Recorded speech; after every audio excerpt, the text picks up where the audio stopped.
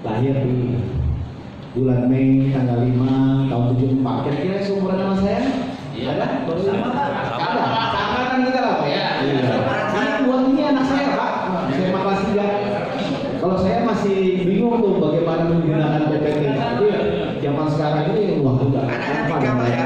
Anak saya Pak yang bikin buku. Iya. Anaknya 3 ya. Anak saya 3 Pak. Istrinya baru 1 ini. Istri yang kedua. Jadi istri saya yang kedua. Jadi yang pertama gagal Pak, yang kedua lanjut. Nah, Yang ketiga Pak sudah 2 Pak ya. lanjut Pak. Yang ketiga mudah-mudahan enggak. Saya aja langsung disuruh pulang Pak hari ini Pak. Selesai acara jam 10 pulang ya.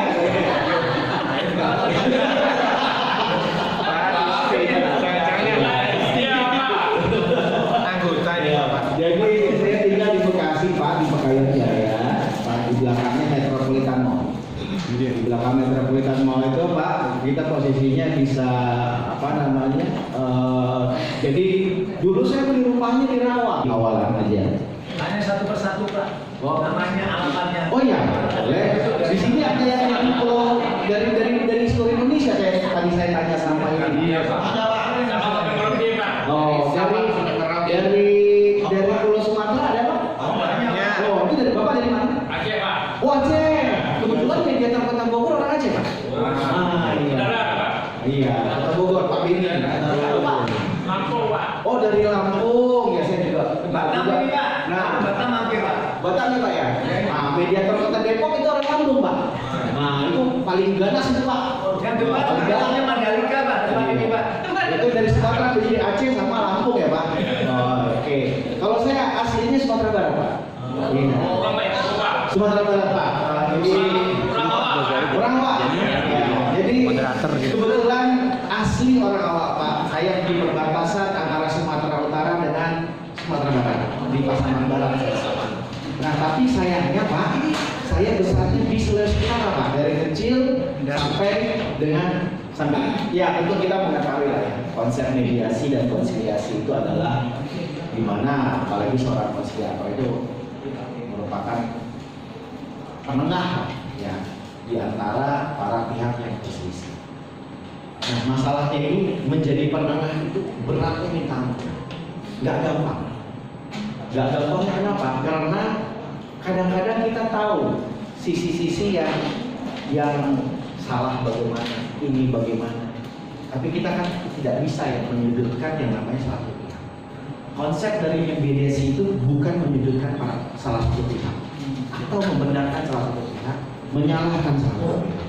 Yang kita harus ingat dalam posisi kita sebagai seorang konsiliator atau mediator adalah berusaha bagaimana menjadi penengah.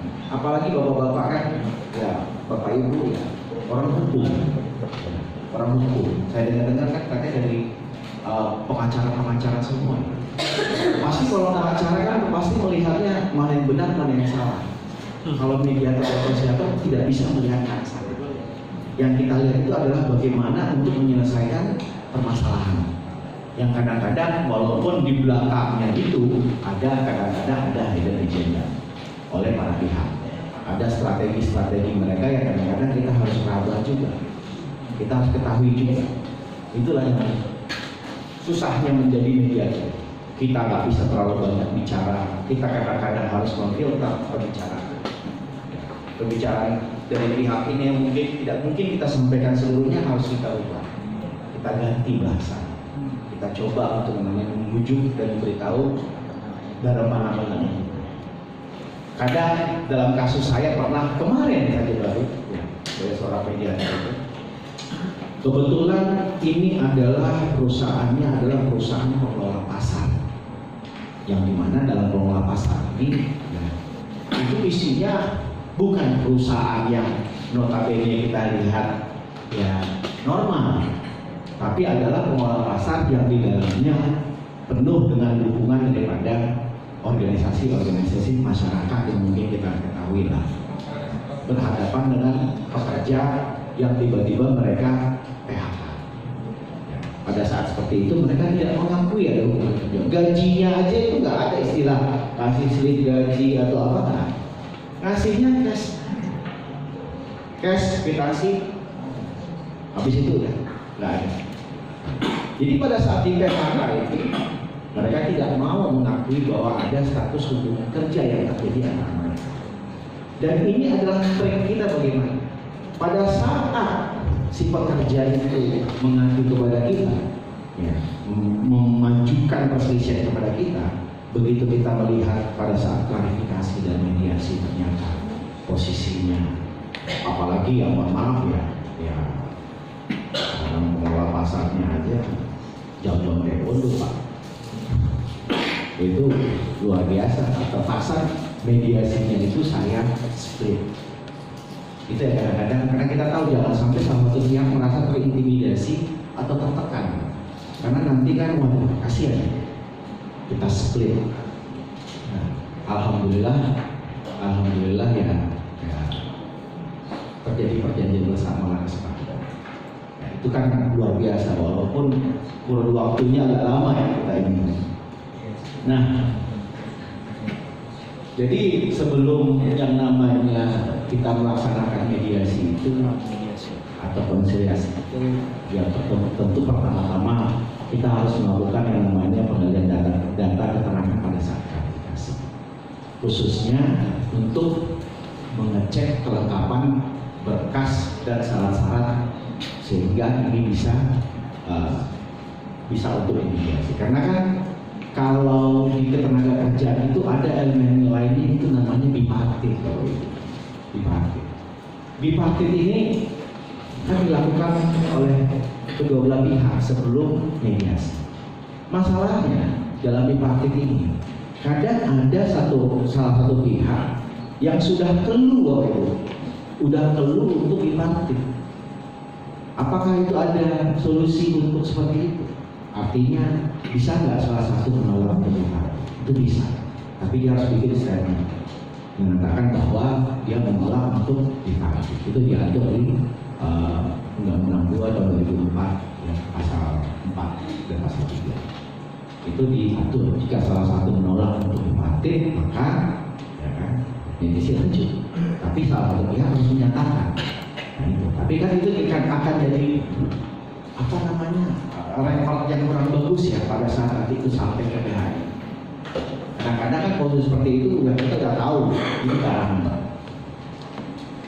Nah, yang berikutnya adalah mengenai kelengkapan persyaratan pencatatan perselisihan. Ini kan kelengkapannya seperti saya uraikan tadi, adanya bipartit, surat permohonan. Dan jangan lupa minta fotokopi KTP Bapak Ibu, karena nanti kan itu yang harus dimasukkan nama dan lain-lain. Seperti ini Bapak Ibu, ya kan?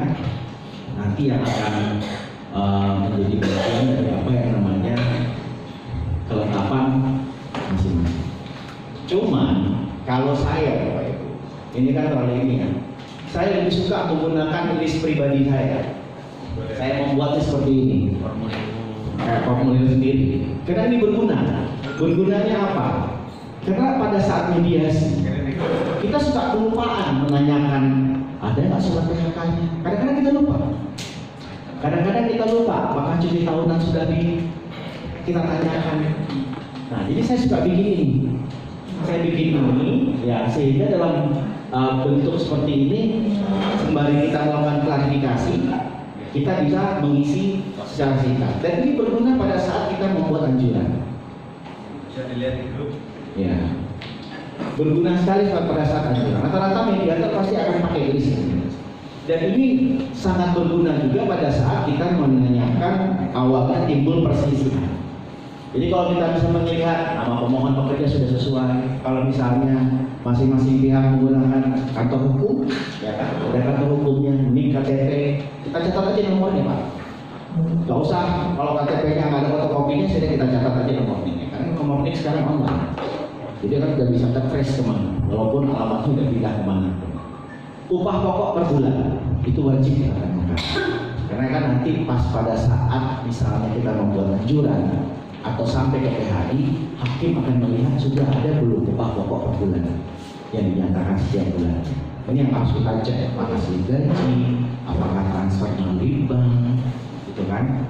Nah, upah lain atau tunjangan fasilitas seperti apa yang diterima? Kadang ada yang kerjanya atau perusahaannya memberikan fasilitas berupa uang pulsa kah, mobil kah.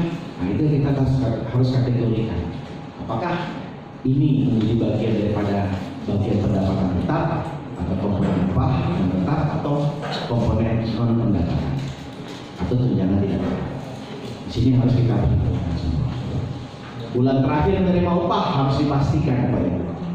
Kapan dia terakhir menerima upah? Makanya di sini kan juga mengingatkan kepada kita bahwa payroll dari gaji karyawan ini tanggal berapa. Jadi dari situ kita mempertanyakan itu semua. Hanya masa kerja terhitung sejak kapan, status hubungan kerja, apakah PKWT atau PKWT, dia akan muncul. Karena nanti pihak perusahaan mengatakan ini adalah kontrak, sementara si pekerja mengklaim dirinya adalah pekerja tetap. Dari sini, jabatan terakhirnya sebagai apa? Ada kasus dalam jabatan terakhir. Orangnya mau pensiun, 1 bulan atau 2 bulan lagi mau pensiun. Tiba-tiba, dan dia sebagai kepala cabang. Dia sebagai kepala cabang di salah satu perusahaan finance.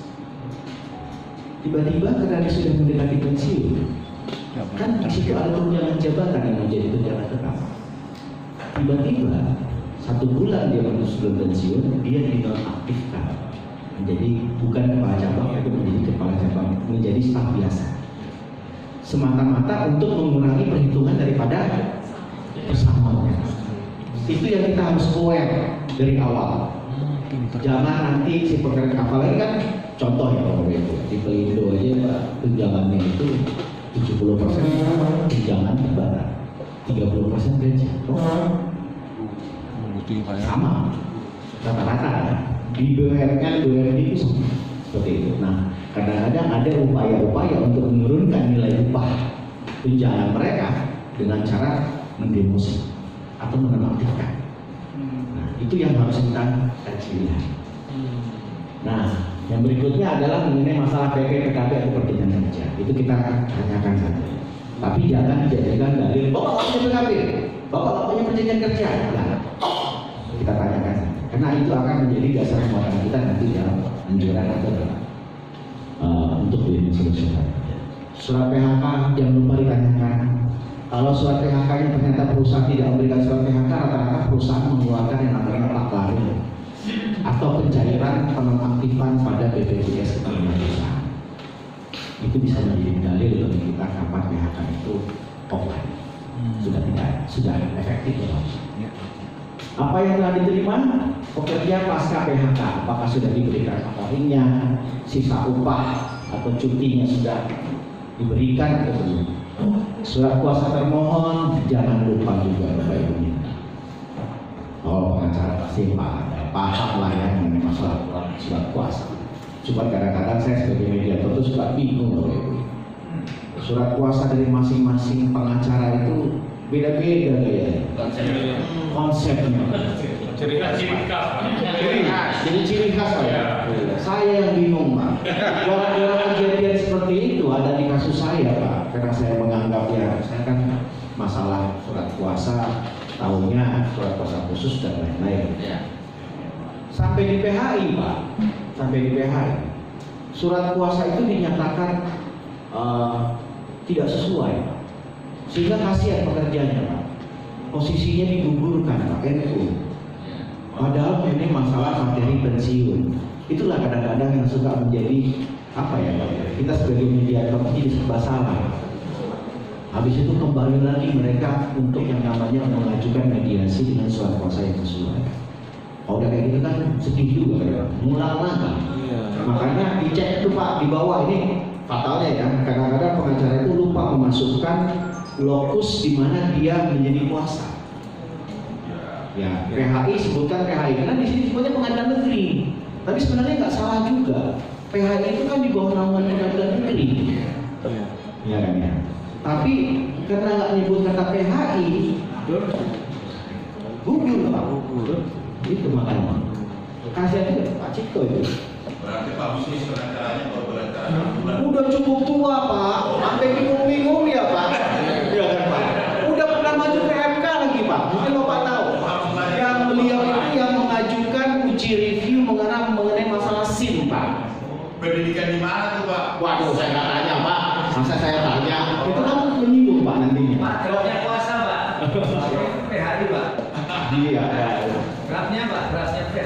Gampang itu taruhkan aja PH itu.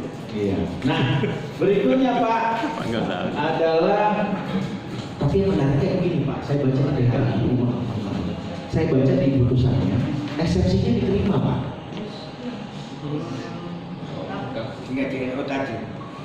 Eksepsinya diterima Pak. Iya. Tapi 3 yang dikuasai Pak. menggugurkan tuh. Enggak, eksepsi itu kan berarti menolak dari gugatan. Sehingga Kamu gugatnya dia Pak. Tidak menerima juga. Saya nyusunnya begitu. lah yang eksepsi siapa? Yang ini lawannya kan? Pekerja. Gugatnya. Jadi dia yang maju. Iya dia maju Pak. Eksepsi itu akan Oh iya, dia termohonnya, betul, dia termohonnya. Eksepsinya diterima Pak. Iya. Kok? Enggak, eksepsi itu kan ketika gugatan masuk, beliau kan sebagai penggugat. Iya. Kemudian eksepsi itu menolak. Oh. Gitu, sehingga yang menolak itu yang diterima. Kalau saya kemarin digugat serikat Pak.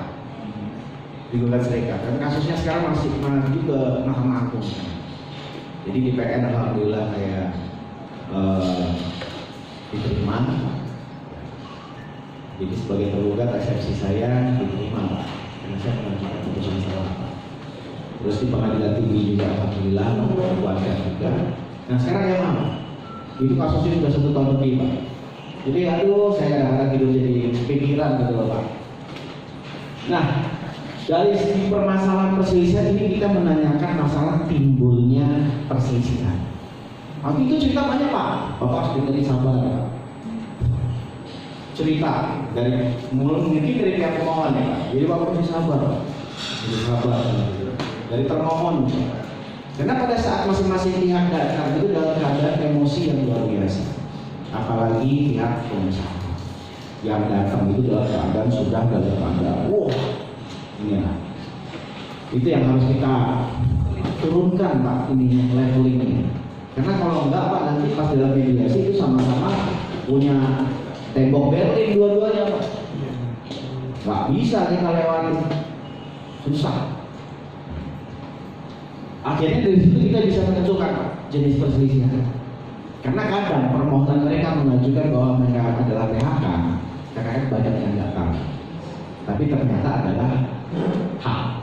Contohnya kayak misalnya ahli waris yang mengajukan, atau pensiun, ya, atau timbulnya kompensasi atas PKWT. Itu hak, ya, bukan PHK. Nah, itu yang kadang-kadang cuma kan interpretasi yang diterima orang beda-beda. Nanti kita akan masuk ke dalam materi yang hak, PHK, kepentingan, hak dan kepentingan. Itu luar biasa. Mudah-mudahan masih sempat kita kejar ya. Harus kejar. Oke. Iya. Ini kita mengidentifikasi permasalahan timbulnya perselisihan. Jenisnya perselisihan yang saya katakan tadi ya. Jenis perselisihan PHK, hak, kepentingan, perselisihan antar serikat pekerja dalam satu perusahaan. Uniknya, Bapak Ibu ya, selama saya 12 tahun jadi mediator, saya baru menangani 1 kasus perselisihan antar serikat pekerja dalam satu perusahaan. Hanya 1. Secara real ya, secara real. Saya nggak tahu kalau mungkin di tingkat provinsi atau di tingkat kementerian. Kementerian kan juga ada mediasi juga, ada mediator juga. Itu tempatnya Mas Anton. Itu ada mediator. Perselisihannya itu satu perusahaan atau beda perusahaan? Satu perusahaan. Nah, itu pertanyaan yang sangat bagus Pak. Sangat bagus. Yang sekarang yang pernah saya alami adalah secara langsung dalam permohonan pencatatan itu dalam satu perusahaan kami selesaikan.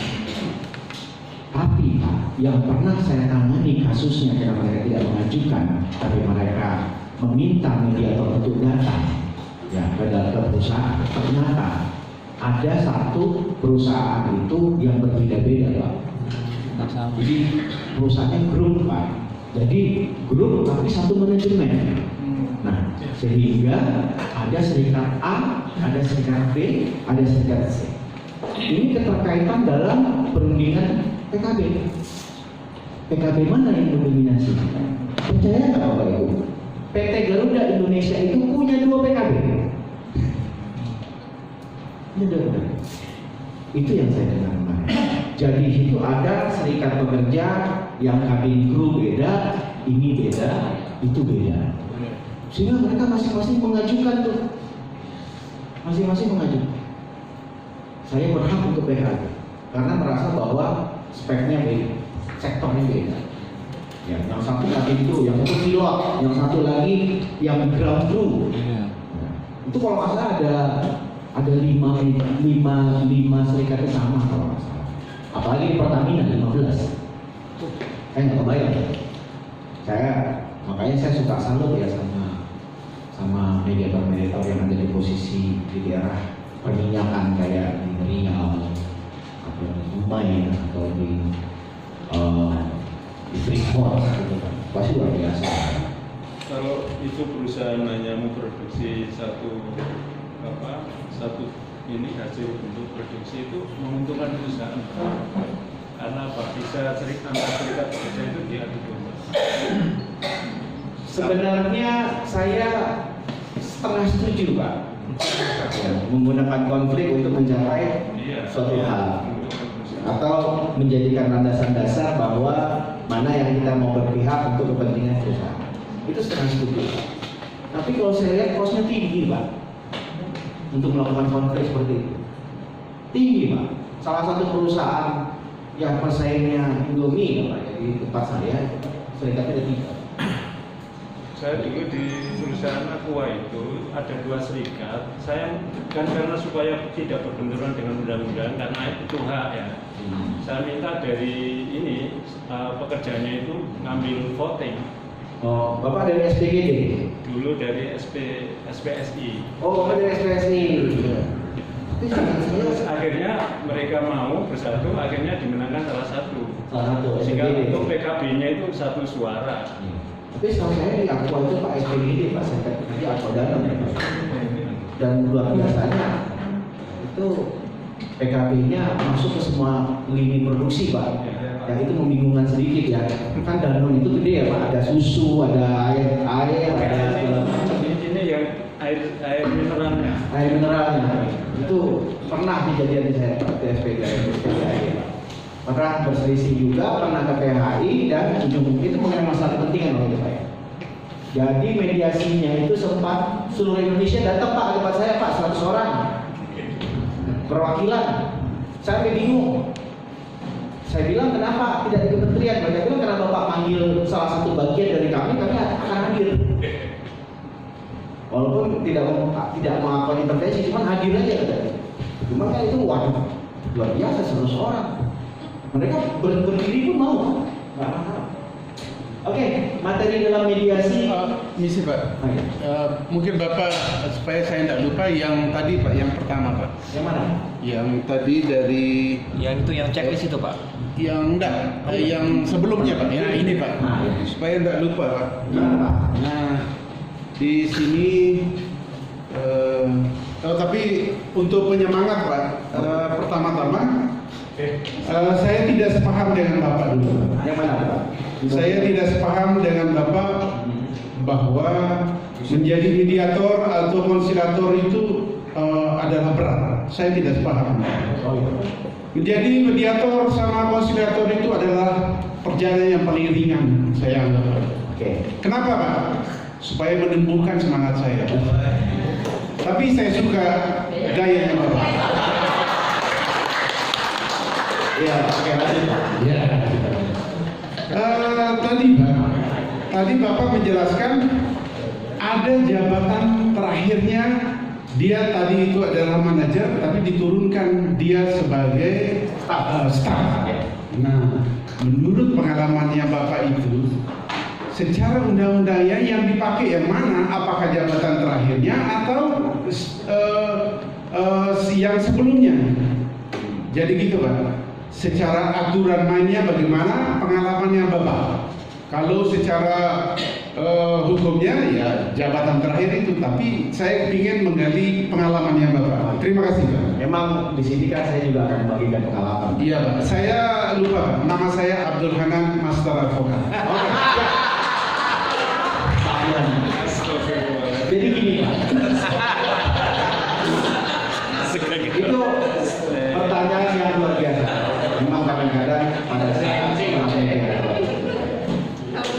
menemui bahwa ada kasus seperti ini. Kalau kita melihat hal-hal yang dilakukan itu secara fakta, Pak, secara fakta itu sudah sesuai aturan. Karena yang namanya perusahaan itu berhak untuk melaksanakan yang namanya mempunyai hak prerogatif untuk memindahkan pekerja dan lain-lain, atau mempromosikan, mendemosikan, memutasi dan lain-lain. Tapi kita juga jangan lupa bahwa dalam mutasi tersebut pekerja juga punya hak, walaupun kelihatannya sama, karena diatur itu di Undang-Undang 13 di pasal 40 sampai 45 ya Pak ya. Itu mengenai masalah penempatan tenaga kerja. Jadi kalau misalnya tiba-tiba ada Pak bahwa seseorang dipindahkan secara nalar dan naluri kita, secara manusia kita juga, pemahaman kita juga, ini merupakan bagian daripada yang dicoba untuk dihindari oleh perusahaan karena adanya pemenuhan kewajiban ke depannya, ya kita juga harus melihat seperti itu. Nah, ini yang kadang-kadang kita pentingkan, yang kita bicarakan juga ke perusahaan. Jangan begitu. Kalaupun mau, biasanya orang yang mau pensiun itu Pak, sekarang ini kan jujur Pak, dengan undang-undang cipta kerja, posisi hak pekerja terkait uang pensiunnya tersunat ya Pak. Sunatnya banyak loh Pak. Tadinya yang menjadi 2 kali menjadi 1,75. Ketentuan yang namanya 15% hilang. Ya.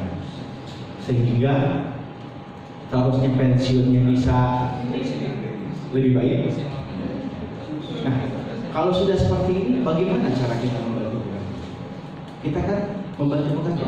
Apalagi kalau misalnya kita lihat nih Pak ya, perusahaannya ternyata wealthy Pak, kaya Pak, sehat Pak. Perusahaannya sehat. Cuma mereka mau ciptakan. Kadang-kadang kan jadi ironi juga ngelihat Pak. Sementara mereka bekerja dalam kondisi yang lama. Nah, apa dasar dan dalil fakta kita untuk bisa membantu pekerja? Kalau saya lebih suka melihat ke 54 ayat 2 Pak. Perjanjian kerja. 54 ayat 2. Perjanjian kerja yang ditandatangani sebelumnya mempunyai nilai lebih. Ya. Itu menjadi dalil bagi kita untuk bisa membantu si pihak. Iya. Ya. Apalagi kalau misalnya SK mutasinya kita lihat, waduh ini mutasinya luar biasa Pak. Bukan bentuknya promosi tapi demosi. Ada kemarin pekerja di salah satu bank, Bank Kalang ya. Jabatannya udah keren. Mendekati usia pensiun dimutasi Pak ke Ciamis. Kemarin 2 hari ya. Nah, dia nggak paham Pak. Dia terima mutasi itu. Sampai di sana baru diberikan yang namanya ini ketentuannya. Dia mau kembali lagi ke Bekasi nggak bisa Pak, karena dia sudah masuk dan absen di Ciamis. Itu yang kadang-kadang menjadi strategi atau bagaimana. Karena kadang-kadang ini Pak, perusahaan itu melihat kita itu melihat pekerja ya. Itu dalam konteks cost operasional.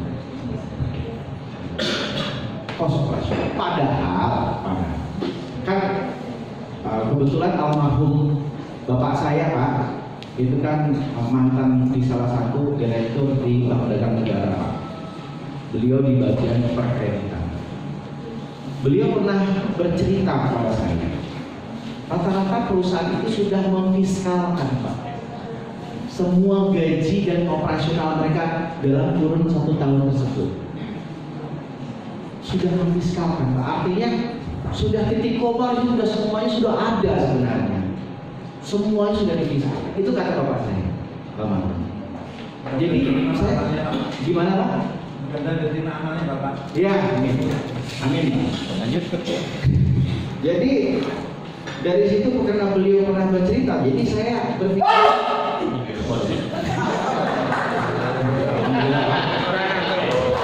biasa itu ada kalian lewat. Iya. Dikalikan ya.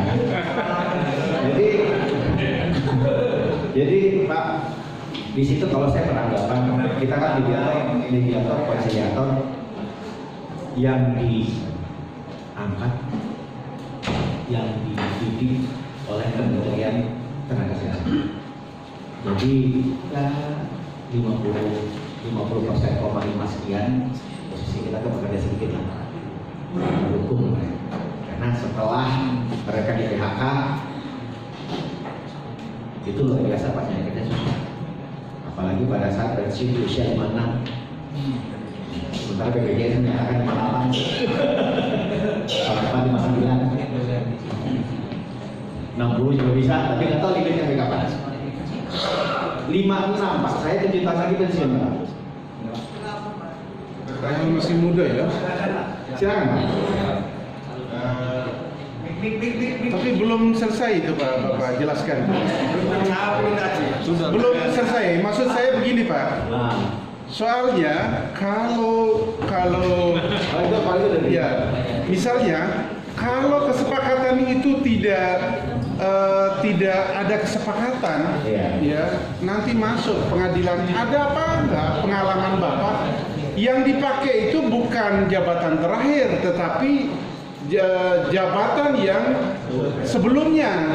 Ada apa tidak yang dipakai itu seperti itu Pak? Ada Pak, di kasus ada di putusnya. Tapi kalau kasus saya saat ini kan dia masih posisinya masih berproses Pak. Berarti bukan jabatan terakhir Pak, tapi jabatan sebelumnya. Saya menghitung dengan jabatan sebelumnya, karena anggapan saya bahwa pensiun tersebut, mutasi tersebut tidak berdasar. Jadi Dasarnya dari mana Pak? mutasi tersebut tidak sesuai Pak. Iya, Karena maksudnya tidak ada dasar hukumnya. Dasar hukumnya Pak. Iya. Kalau kita itu dasar hukumnya tentu kita mengacu kepada ya evaluasi kinerja Pak. Kalau saya ya Pak ya, Oh, iya. saya bilang evaluasi kinerja dulu dari peraturan perusahaan dulu. Kan dalam dasar hukum yang dibentuk untuk ketenagakerjaan itu kan peraturan perusahaan dan perjanjian kerja. Ya. Jadi kalau misalnya dalam peraturan perusahaan itu mengatakan bahwa demosi dan mutasi itu mengacu kepada evaluasi kinerja atau KIP ya Pak ya, key indicator performance ya Pak ya. Kalau kita melihat ternyata tidak ada salahnya di situ, artinya kan itu salah. Iya. Tapi kita nggak bisa masuk ke PHK loh Pak. Iya. Nah, apalagi kan peraturan perusahaan tersebut saya sudah bisa. Tadi katanya tidak ada dasar hukumnya mengatakan gitu. Kalau masalah mutasi tadi, kalau tidak ada kesalahan kan gitu. Dasar hukumnya mutasi di Sebentar. Tapi Bapak tadi kan menerangkan bahwa perusahaan itu adalah punya hak prerogatif. Betul Pak. Kan gitu. Betul. Kalau punya hak prerogatif, siapa yang disuka itulah yang siapa yang disuka tidak Saya ada. setuju dengan Berarti tidak memakai dasar hukum dong. Ya, artinya begini Pak. Kita tentu juga sebagai mediator harus mengkaji juga Pak. Iya. Ya, mengkaji juga. Walaupun perusahaan punya hak prerogatif itu disalahgunakan